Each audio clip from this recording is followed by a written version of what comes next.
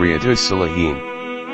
Chapter 249, Supplication Before Going to Bed. Allah, the Exalted, says, "Indeed, in the creation of the heavens and the earth, and the alternation of the day and night there are signs for people of reason. They are those who remember Allah while standing, sitting, and lying on their sides, and reflect on the creation of the heavens and the earth." Quran chapter 3 verse 190 to 191.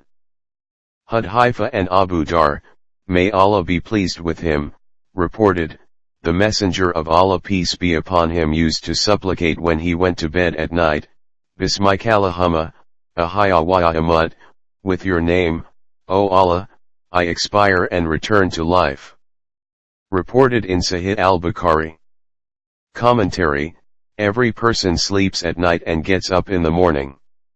Thus, in a way, sleep is death and reawakening is gaining life again. This life and death, like the literal life and death, lie in the hands of Allah. The prayer cited in this hadith engraves this concept in mind, and when one recalls it every night it remains alive in his mind that this life is for Allah and I am alive with His will. Whenever He wills, the light of my life will be extinguished. Therefore, I should spend these few days of life lent to me by Him in accordance with His will and not in His disobedience.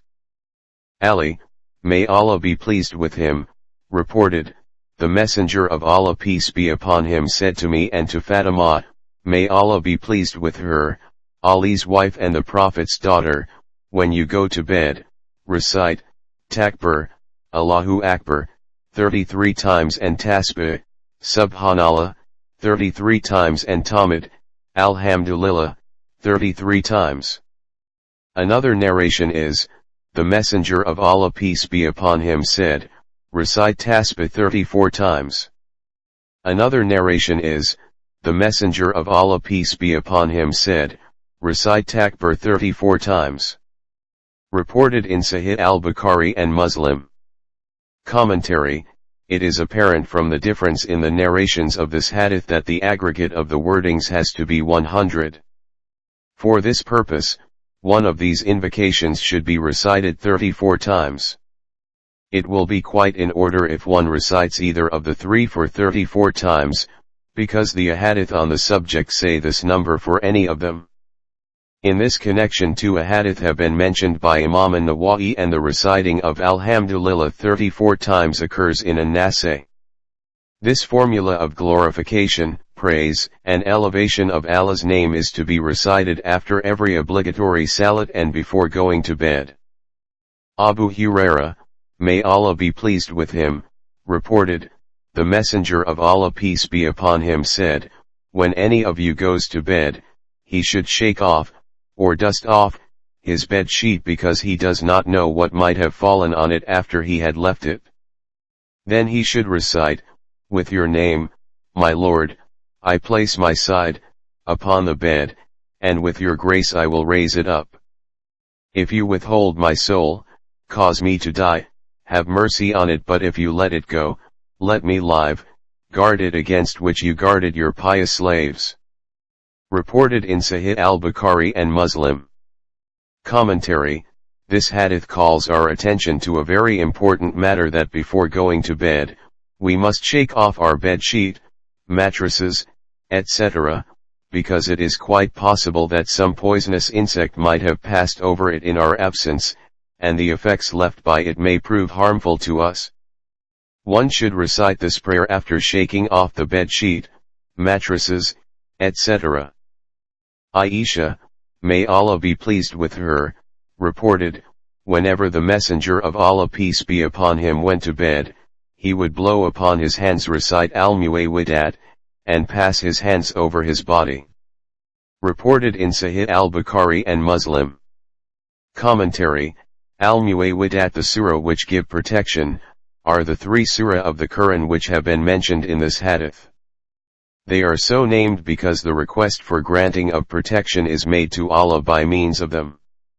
The last two surah of the Quran, that is Surat al-Falaq and Surat an-Nas, are called al-Muawwidhatayn, which means two surah which give protection.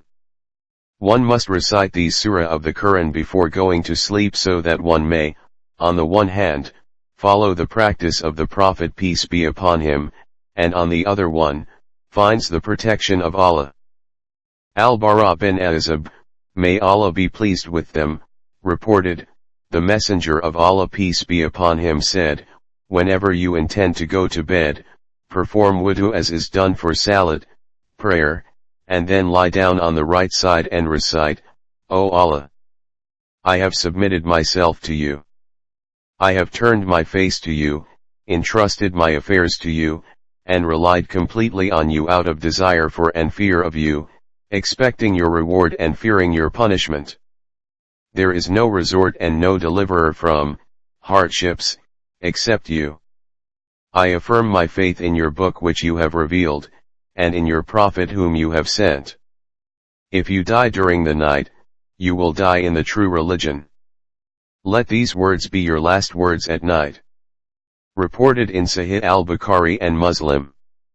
Commentary, this hadith has already been mentioned. See hadith number 80. It points out the desirability of performing wudu before going to bed, and reciting this dua which show the genuine worship and complete submission to Allah. Anas, may Allah be pleased with him, reported, whenever the Prophet peace be upon him went to his bed, he would say, praise is due to Allah who has fed us, provided us drink, satisfied us, and gave us protection. Many are those who have no one to provide for them, or give them shelter. Reported in Sahih Muslim. Commentary, this hadith impresses upon us that Almighty Allah is sufficient for mankind. That is, He saves us from our enemies, gives us sustenance, and provides us facilities of residence and living. Due thanks should be addressed to Him alone. Hudhaifa, may Allah be pleased with him, reported, whenever the Messenger of Allah peace be upon him intended to go to sleep, he would place his right hand under his right cheek and supplicate, O Allah, guard me against your punishment on the day when you will resurrect your slaves. Reported in Jami at-Tirmidhi. In a narration in Abu Dawud, Hafsa, may Allah be pleased with her, said, before going to sleep the Messenger of Allah peace be upon him would recite this dua 3 times. Commentary, this hadith has a warning that one should never be unmindful of Allah's wrath. In fact, one should always seek Allah's protection and do such virtuous deeds which please Him, so that one may be saved from the divine retribution on the day of judgment. سلام